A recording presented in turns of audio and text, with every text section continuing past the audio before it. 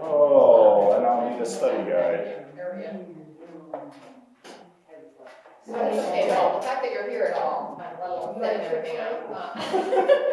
And that you were actually willing to do Sunday school. If I'm gonna be here, I wanna do it.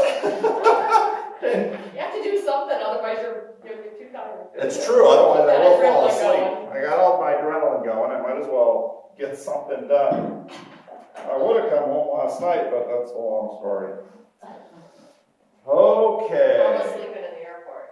Find a place to lay down. It's better in San Francisco than it was in Chicago. I've done that too. What, you were in San Francisco? I was in San Francisco. Yeah, it was like 1:30 in the morning, and my wife's like, "Well, should I come pick you up?" I said, "By the time you get here, it'll be 3:30. By the time we get there, it'll be 5:30. You know, so I might as well just." Expensive to Uber, huh? Yeah, so I said I might as well just sleep here. And the thing is, if you don't get on the plane, then you make San Francisco your final destination. Then you lose any compensation they give you. Oh. So You get a free ticket? no, they're gonna send me a $150 Visa card. Oh, good. So I thought, hey, but, by 1:30, so then I get to sleep about 2. I gotta get up about 6. So it's like, 4 hours, and I slept pretty well. They gave me vouchers for breakfast, so I had a nice breakfast.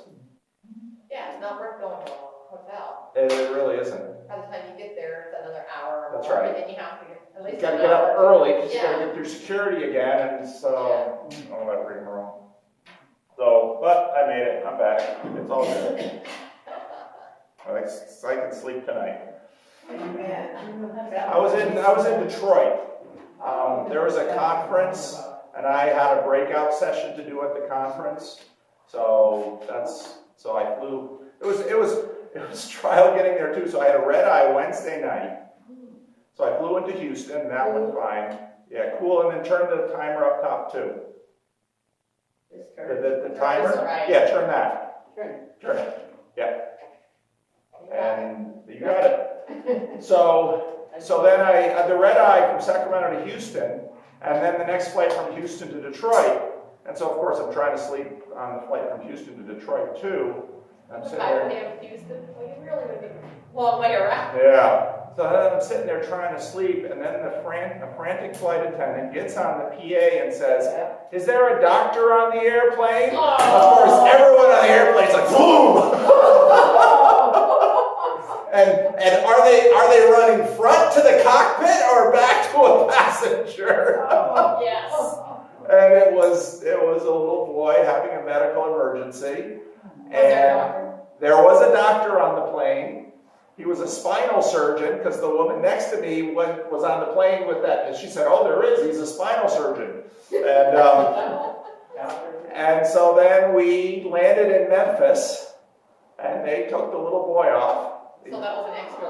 That was it. So then, but fortunately, nobody got off the plane except the little boy, and we were able to get back up and get to Detroit. And Wow. What an adventure. it's been an adventure. Did they coming home, there was something wrong with the plane? Yeah, and then so when I was in Detroit, I had lots of times I thought there's not going to be any problem, and we're just waiting, and then your plane's not here yet. Oh, there's a little problem with the plane, so we have to wait for maintenance. Wait. I knew by the hour that I was going to miss my connection, so then it's like, well, what's better, if they cancel or, here we go. So then you fly all the way to San Francisco, and I knew they never hold planes for connections anymore. And so I missed it by about 10 minutes. And then you wait in customer service line for a half hour, and they're all out of hotel vouchers anyway. Out of hotel vouchers. Yeah. So if you wanted a hotel, you had to pay for it yourself, and they'd reimburse you up to $200. So I thought I'll take the $150 cash and sleep in the airport. So that was my adventure. Enough adventure. Oh, flying. I was on a board when I had to fly into Grand Rapids a number of times in January and February. You gotta take early flights. had to do morning flights. I was always getting stuck somewhere. Morning flights and don't go through Chicago. Well, Chicago or Minneapolis. Yeah, it was better. I got stuck in Denver and Washington D.C., so it wasn't just the north. Wow. That was crazy. Anyway, let's open in prayer. Lord, we thank you for this day, and we thank you that we can be together, and we thank you for the book of Ezekiel, even though it's a kind of a wild book. And we pray, Lord, that we might learn from it. We believe that your Spirit put it in the Bible for a reason, and Lord, it teaches us a lot of the seriousness with which you take sin, and help us, Lord, to understand it, and may the struggles and the pains of Israel be to our benefit. So hear our prayer now in the name of Jesus. Amen. All right. Ezekiel chapter 5. So anybody have any comments about the book of Ezekiel so far? Did you know this stuff was in the Bible? Interesting. Yeah. No, had no idea that this was something that. We don't read Ezekiel very often. Nobody reads Ezekiel very often. Dry bones. I didn't know That's right. we had a history like this. I didn't know about using a sword to shave your beard. Yeah, that must have been fun. Okay. Now, son of man, take a sharp sword, because, Yeah. take a sharp sword and use it as a barber's razor to shave your head and your beard. A sharp sword. Very sharp and still very awkward. A lot of cuts and, nicks. Mm-hmm. So- And shave your head and your beard. Now, in a lot of cultures, whether you have facial hair or don't have facial hair, whether you have hair or don't have hair, so often this kind of shaving can be humiliating. After World War II in Holland and France, women that slept with German soldiers were often taken into the street, and they shaved all their hair off to shame them and paraded through the street. And so shave all your, and again, you have to think about, here's Ezekiel in this refugee camp with a whole bunch of exiles, and he's on his side for a year, and he's tied up, and he makes this little model, and people are just watching him and saying he's nuts, but they can't not watch him because it's better than TV. So shave your head and your beard, then take a set of scales and divide up the hair. And again, if you would see someone on the street doing this, what would you think? Really ill. That's right. They're schizophrenic, or they've got some serious issues. So then he shaves off all his hair, and then he takes a scale and divides up the hair. When the days of your siege come to an end, burn a third of the hair inside the city. Now remember, he's got that little clay tablet where he made this little, map of Jerusalem. So burn a third of it inside. And again, people must just be watching. Burn a third of the hair inside the city. Take a third and strike it with the sword around the city. So he burns up a third inside the city, strikes it with a sword around the city. He must have had a lot of hair. Yeah. No, seriously. Yeah. And even to weigh it, I would think when you have your hair cut, what does It it was weigh? long though. Yeah. Yeah. And his beard was long. How much did Absalom's hair weigh? Yeah, but he was exceptional. That's right. So, take a third and strike it with the sword all around the city, and cast a third to the wind. For I will pursue them with a drawn sword. Now, today at 11 o'clock, we're going to talk about Solomon building the temple and the dedication to the temple and the role that the temple played in Israel. And if you read 1 Kings, the section that we're reading 4 through 7, the temple was the representation of God's commitment to Israel. And the temple was the guarantee that God would stay with Israel. Now, what is so shocking about what Ezekiel is saying? Well, it doesn't sound like God's there. He's burning here in the city. I mean, it's destroying it. That's right. Well, God's turned on them. that's exactly it. God has turned on them. God is supposed to be their protector, their rescuer, their guarantee of, and again, if you read the dedication to the temple, God will, protect them from famine and keep the rains coming and protect them from enemies. And now God has become their enemy. And you can see how, again, these exiles, first they're traumatized from what has happened to their city, and they've been dislocated from their city. I mean, today we have this word trauma, and, Edie deals with it all the time with people. If you do something traumatic to someone, even if something traumatic has happened to you when you were a child, that changes you. And so you very well imagine that you've got this population that's probably in a high degree of trauma. And then they've got Ezekiel. For I will pursue them with a drawn sword. I will take a few hairs and tuck them away in the folds of your garment. Now we see a tiny bit of hope. All the hairs, a third. Seems like all of them, but just take a few. That's right. And tuck them in your garment. Again, take a few of those and throw them into the fire and burn them up. And again, it's like, well, what? I thought we were having a little hope here. No, well, some of the remnant get thrown into the fire too. Well, what does that mean? Very small remnant. It's a very small remnant, and fewer and fewer. Well, often there's kind of this idea that there's this series of kind of crappy movies called Final Destination, where they're always young adults, late teenagers, because that's the main movie market, where there's this traumatic accident, and somehow these people escape with their lives.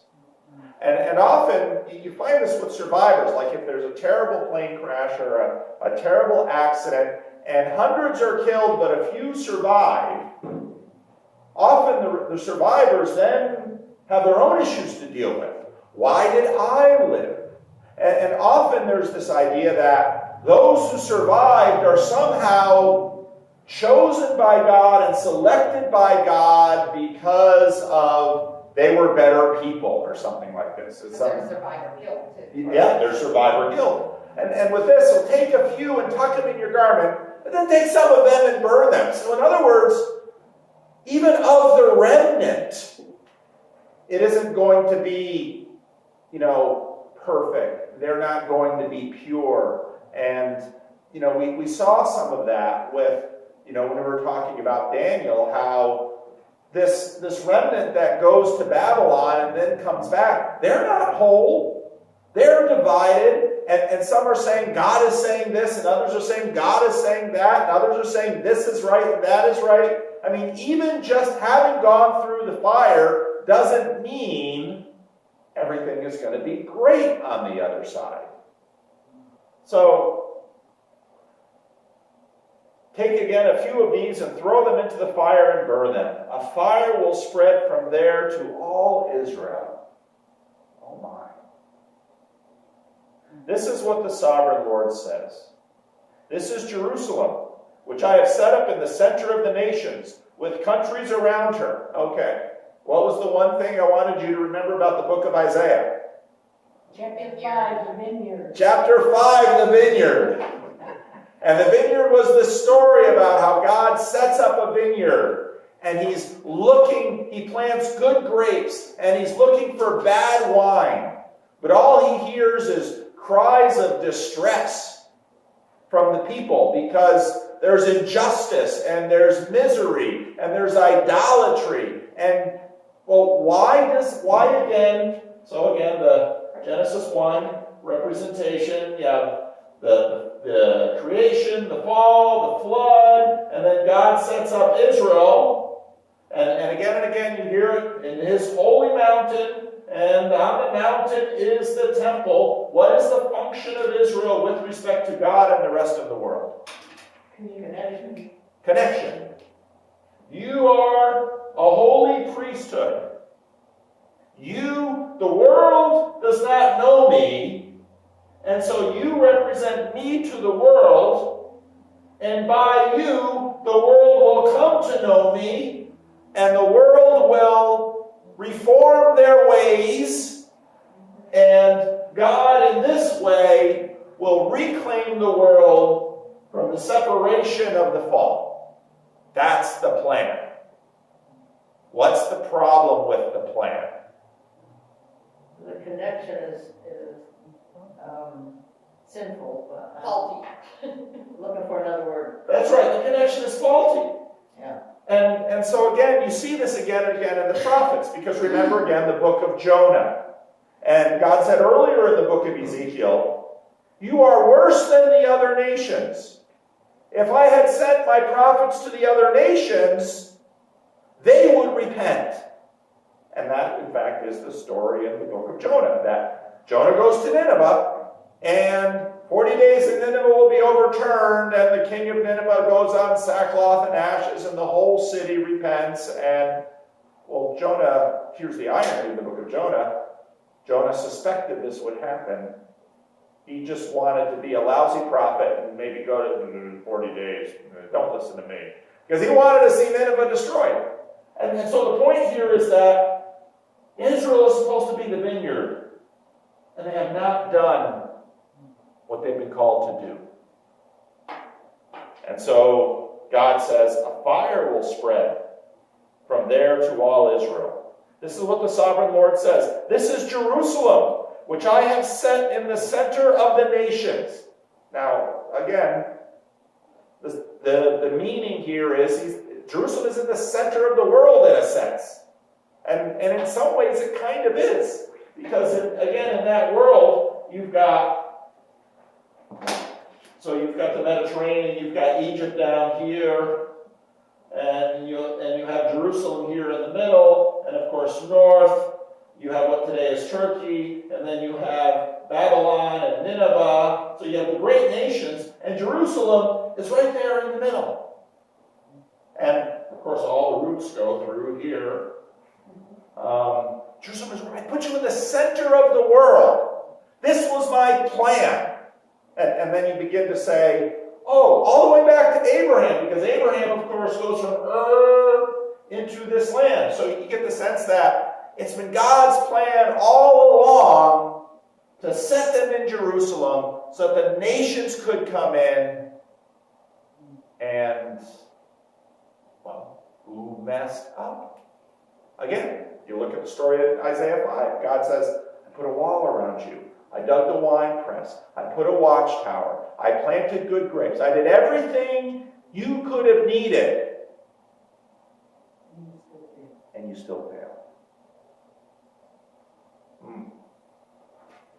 I have a question. Yes. With the fire burning Jerusalem, isn't the fire a symbol and a action of purification? That's right. It's both. It's judgment and it's purification. And this is God's final action. You know, this is the bottom of the pit. This is the action for him to get Jerusalem to become a follower. Well, and I think that's right. You know, there's a funny thing if you read the Bible kind of sequentially about God's act. So you have the fall in Genesis. And then, if you think the Bible in terms of a lot of our quick responses to God's problem. Okay, well, what's the problem? Bad people are the problem. So if you just get rid of the bad people, then the world will be fine. Are they really bad, or are they just stubborn? Well, this is what we're getting at with these stories. Because in Noah is declared to be what? Righteous. Righteous. The best man God finds in the world. So he saves Noah and his family. And then what happens after? And again, Noah, so they get out of the boat, they get out of the ship, he plants, what does he plant? Vineyard. A vineyard. Now again, the Bible, before the internet ever was, the Bible is this great hyperlinked book. So when you hear vineyard in Genesis 10, you think about Isaiah 5. And you think about Jesus' parables of the vineyard. All these texts are connected. So when Noah plants a vineyard, you're thinking glory. Noah is in a sense doing the job Adam was given. You're going to take the stuff of the world and you're going to make glory out of it. You're going to be the image bearer of God. So Noah plants a vineyard and we're thinking, oh, good. And then he makes the wine. That's what you do with a vineyard. But then what does he do? And this whole business with wine. What's Jesus' first miracle in the Gospel of John? Water to wine. Water to wine. Well, what we don't have in that story is a story of drunkenness, do we? And so this image of grapes and wine and glory and drunkenness is a picture of us. God gives us this powerful stuff and gives us power to make this stuff. And wine should, again, if you read, the Bible is not a teetotaling book. If you read the Bible, what is wine for? You read the Proverbs. It's to gladden the heart. We take something that is to gladden the heart, and what do we use it for? To gladden everything. No. To take away the hurt. That's right, to numb ourselves. And then that numbing leads to more trouble. And so Noah plants a vineyard, and he makes wine, and he... It's so good. That's right. Overindulgent. Gets drunk, and is laying naked in his tent. And we really don't quite know all that the story means. And one of his sons comes in and sees him and does what? Covers him. No. The first Oh, son. it tells No, he doesn't do that. He tells the other brother. He laughs at his father. Now again, he ridicules. Now this is very subtle, and it's very psychological. What does it mean that he laughed at his father? Disrespect. What should he have done? Covered him up. And so the other sons, they don't look at his nakedness, because again, this is all symbolic. Naked in Genesis 10, where have we started talking about nakedness? In the garden. So you see, all of these things are connecting. So the other sons don't look at his nakedness, and they show him respect. They recognize he's a sinner, but they're not about to mock him. So then Noah gets up, and what does he do? He curses the son that disrespected him. And then the story goes on, and we get to the Tower of Babel. And so the plan of, let's get rid of all the bad people, doesn't work. So then we get all the way to Sinai, and there's always the excuse, people do bad because they're not properly educated. So people are the kinds of creatures that if you say, this is right and this is wrong, they'll always choose the right. People are that kind of creature, right? Instead, they say to do this, they usually do the opposite. That's right. And that's the point with Israel here. God says, I rescued you from slaves out of Egypt. Here's another thing that people say. People who have suffered are morally righteous. And people who have suffered don't hurt and abuse and oppress other people. I hear that all the time. Well, that person suffered, so they've been a victim. So they haven't had the privilege of others, so they'll be safe to give power to. Really? Then we have this other saying that says, hurt people hurt people. So in other words, God rescues them from Egypt. Oh, they've been victims. Oh, they've been victims of power and privilege. Oh, Israel will be great. Okay, so he takes them out. Is Israel great? No, they're a mess in the desert. Oh, so they just need to be educated. And it's not a question of faulty education. This is education by God. And God tells them, here are all the rules. And God tells them, read the book of Deuteronomy. If you follow all the rules, your enemies won't persecute you. Your farms will produce plenty. You'll have many children. Everything will be great if you follow the rules. Well, what happens? They didn't follow the rules. They didn't follow the rules. Why didn't they follow the rules? They thought their way was better. Because they're a stubborn That's right. and rebellious people. That's right. Now we're up to the book of Ezekiel. You're a stubborn and rebellious people. So now here are all the exiles sitting there in trauma, being wrenched out of their land. You know, their city is under siege and getting destroyed. And all their friends and neighbors that were left behind, they know they're about to have a horrible time. And here comes Ezekiel into the midst of them, doing this crazy stuff. There's no wonder they tied him up. It's a miracle they didn't kill him. Because this is what he's saying. All this stuff happening to you, it's your own fault. Well, people love to hear that, don't they? Oh, yeah. When someone is suffering bad things, they just, well, you know all that bad stuff you're happening? It's your own fault. Yeah, I'm sure that went over real well. So, therefore, this is what the sovereign Lord says. You have been more unruly than the nations around you, and have not followed my decrees or kept my laws. You have not even conformed to the standards of the nations around you. What does that mean?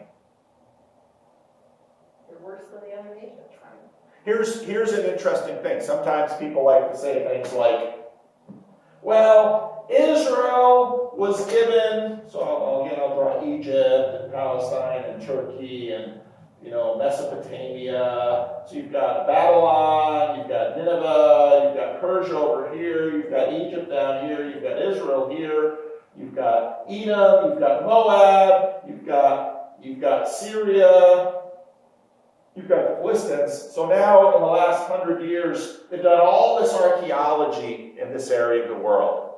And how many of you have ever heard of Hammurabi's Code? Okay.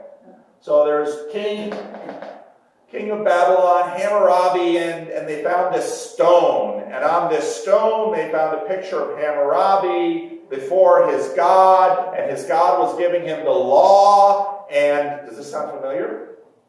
And some of the laws, a lot of the laws weren't that different from some of the laws found in the book of Deuteronomy. There's some contrast, but there's also some similarity. For example, if you look at the Ten Commandments, how many of your neighbors who are not Christian, how many of your neighbors who are anti-Christian look at the Ten Commandments and say, oh, that's just a load of crap?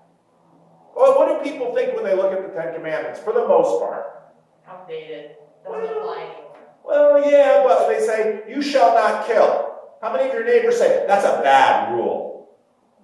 No, you shall not kill, you shall not steal, you shall not commit adultery. Even with the sexual license we have in our culture, the one thing that people can agree on is, oh, don't cheat. I mean, you should first say goodbye and then sleep with someone else, but don't do it behind their back. I mean, I don't care how randy you are out there, that's one deal that persists. So if you look at the Ten Commandments, most people will look at that and say, well, especially that second table of the law, yeah, don't cheat, don't steal, don't kill, don't rob. Pretty much everybody can agree to that. And so there's a lot of commonality between the law of Israel and the law of the other lands. And what does he say about Israel? They're outperforming you in righteousness.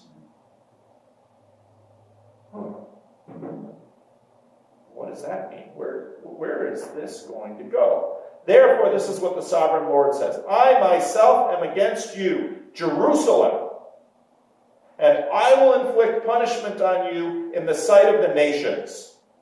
Because of all your detestable idols, I will do to you what I have never done before and will never do again. Therefore, in your midst, parents will eat their children, and children will eat their parents. What does he mean by that? Cannibalism. Yeah. Well, what is the context we're talking about here? Siege. That's right. It's a siege. Well, what happens in a siege? No You run out of food. Everything's cut off. Everything's cut off. You know, they're still debating what happened at the Donner Party, but you know, it says so. This is a picture of utter desperation and despair, because all of us say, well, I would never resort to cannibalism, but situations get extreme. Especially when the kid's dying anyway. It's exactly like, yeah, kids die. What am I going to do? So, this is the picture. I will inflict punishment on you and will scatter all your survivors to the winds. Therefore, as surely as I live, declares the sovereign Lord, because you have defiled my sanctuary with all of your vile images and detestable practices, I myself will shave you. I will not look on you with pity or spare you. A third of your people will die of the plague or perish by famine inside of you. A third of you will fall by the sword outside your walls, and a third will be scattered to the winds and pursued with drawn swords. Then my anger will cease, and my wrath against them will subside, and I will be avenged. And when I have spent my wrath on them, they will know that I, the Lord, have spoken in my zeal. Okay, Carol brought up this point a little bit earlier. This fire image is both an image of judgment, and sometimes it's an image of purification. Now, it's interesting because, well, so again, you've got Egypt, and you've got Babylon, and Nineveh, and of course you've got Turkey, and then over here you're going to have Greece, and over further on you're going to have Rome, and you have Egypt, and then you're going to have North Africa and Israel, both from Assyria and then from Babylon. Israel gets scattered, and even when a remnant comes back, they're just a small percentage of the population. And in fact, Babylon has been a center for Jews ever since the time of the exile, until, actually, ironically, our destruction of Saddam Hussein. Because now with all of the fights between Shia and Sunni, they can't agree on anything except they don't like Israel. So, you know, but, so there's ironies here. So on one hand, the punishment is so horrible, but what does God do through the punishment? Establishes his dominance. Okay. There's one thing, so this is, 586 BC is the fall of Jerusalem, and then when we get to the New Testament, you know, around Jesus, we're about 30 AD. Jesus has a lot to say to Israel in 30 AD, but there's something he doesn't talk about that all of those Old Testament prophets talked about. What is it?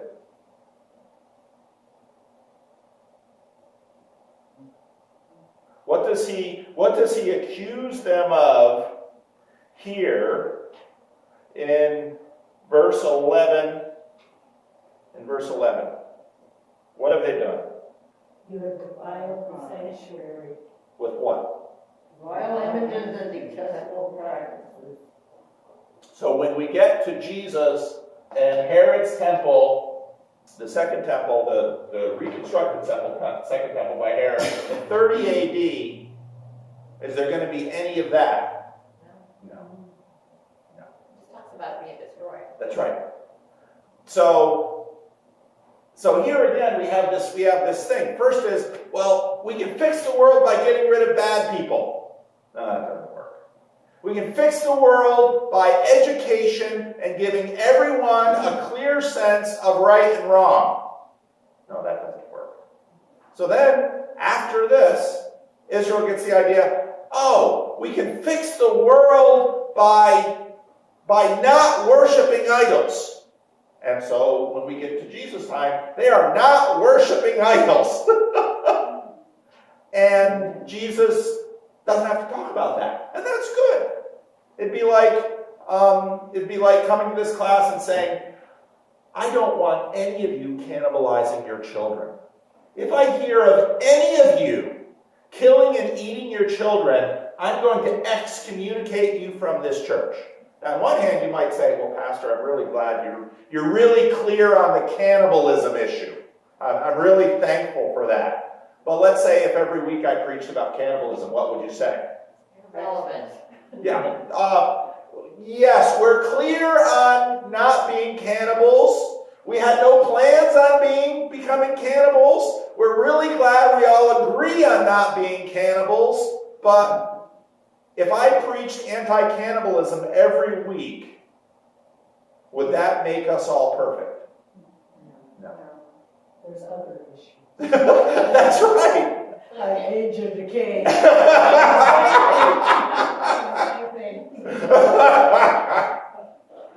And so here we're left with the question, what is our problem? And we begin to see, this is a really hard question. And what I think we begin to see is, we have no fix for our problem.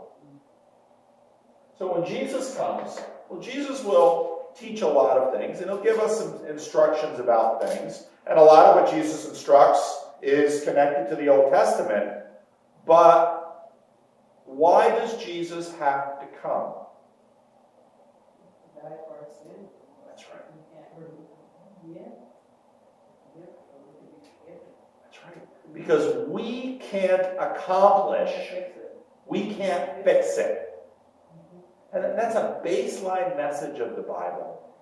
We can't fix it. Now, why do we not like to hear that? Because we think we can. Because we think we can. We like to be self-sufficient. We like to be self-sufficient, comfortable in our control. And, we've got this no cannibalism thing down, at least for the moment. I've seen a lot of things in my years. Nobody has ever come into my office and told me, Pastor, I'm guilt-ridden because I killed my child and ate it. Nobody has ever said that to me. Praise God. So we don't have to preach anti-cannibalism. But the point here is, someone needs to do this for us because we can't do it. And I think when you read the Old Testament, this is a big part of what's happening in it. And that God himself has to come.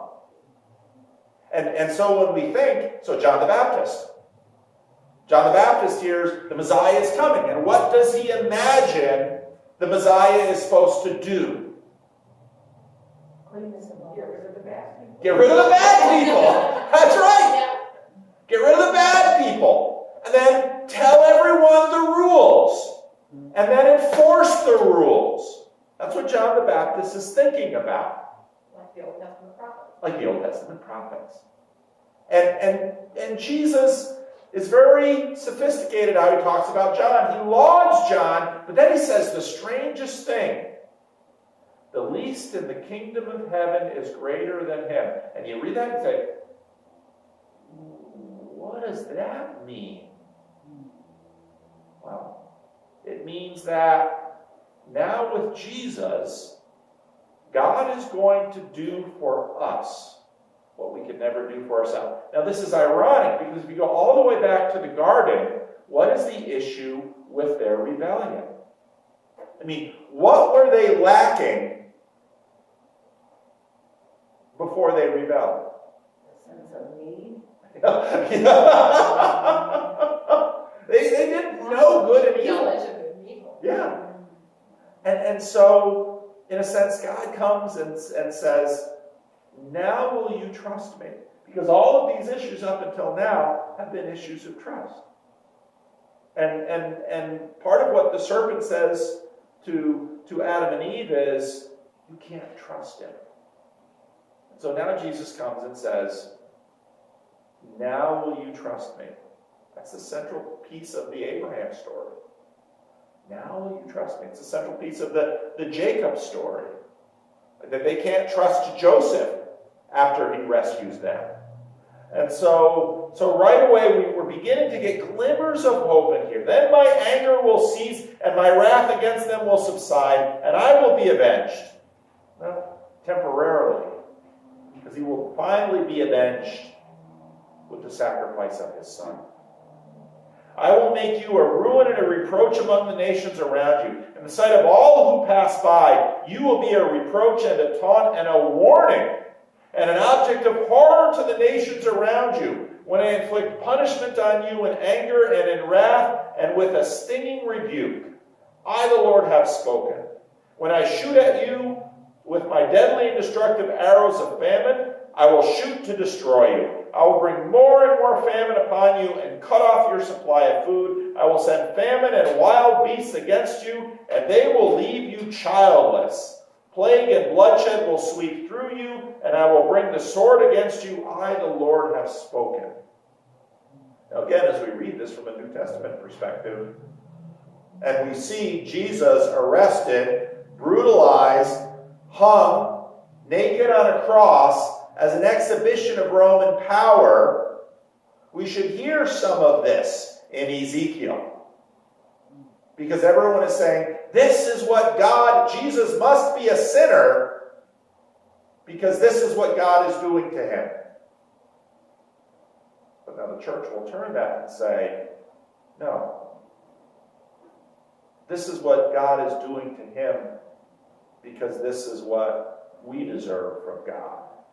What Jerusalem got. See, it's easy from a perspective for us to sit a few thousand years later in our situation of affluence and comfort and say, oh, those people of Jerusalem were really bad.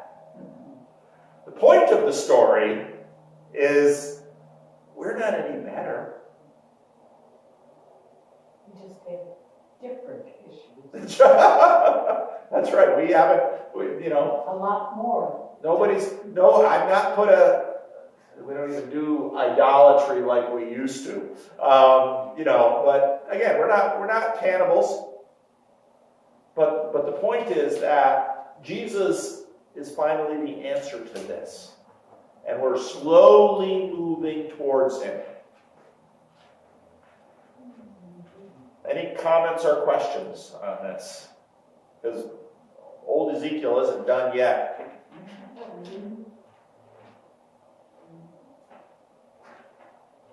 Let's pray.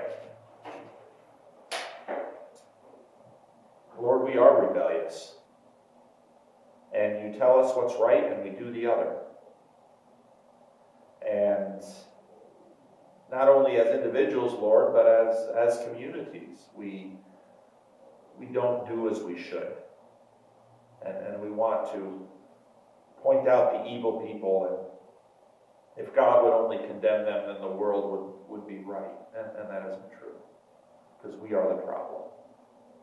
And so, Lord, we thank you for poor Ezekiel and the poor exiles that he prophesied to. And we thank you, Lord, that your work in Israel was sufficient to bring the situation to the point where you sent your Son. And we are now the beneficiaries of that story. So may we read these stories, and may we ourselves, out of gratitude, recognize our own sin. And may we not look to our own righteousness. May we not look to our own strength, but may we look to the strength that Jesus exhibited, the price that Jesus paid, and may we respond in gratitude to all that he's done for us. And may we be like him in what he did for us. So hear our prayer. In the name of Jesus, amen.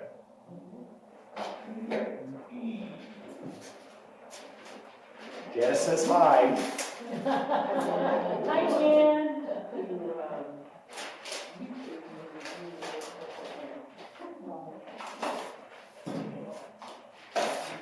I think she missed you last week. Oh.